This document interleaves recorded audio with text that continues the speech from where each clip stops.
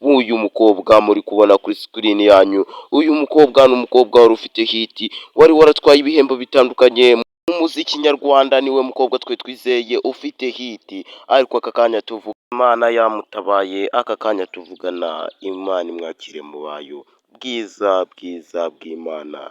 Nuko byagenze ku bafana be, mwihangane, ndetse ku bakunzi ba Bwiza mwihangane, nimba ubonye iyi video sharingire mugenzi wawe. Wamenye iyi nkuru y'igicamugongo, birambabaje nkozi y'inkuru nipfutse mu maso kubera agahinda k'uyu mukobwa wari waratwaye ibihembo bigiye bitandukanye mu muziki nyarwanda. Ni umukobwa wari ufite hiti irutiye abandi, dore ko bari bamaze iminsi akundanye na Kizigenza. Mu by'umwaka yitabye Imana. Yakoze impanuka mu bigenda gute?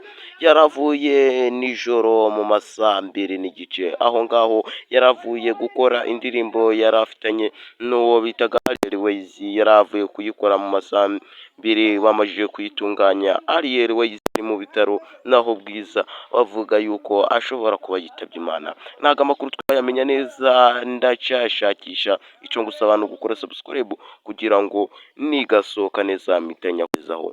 Nkubwira ko utari wakora subscribe uri gucikwa. Hano niho hanyura ibyiza mu beza.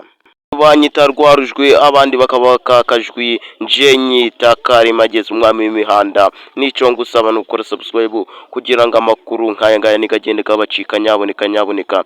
Nkubwira ko uyu mukobwa bivuga ko yarafitanye stress ndetse n'uwo bita Bruce Melody cyangwa se Ben. Abo bantu babiri ngo yagendaga ahereza mu makuru umwe bashobora kuba ari bo bamugambaniye, bakamutega ambushi, bakamukubita ikintu ugasanga yitabye Imana. Icyo ngusaba no gukora subscribe, nyaboneka. Nkeneye kwamamaza nimero ni za zindi, no gukora subscribe.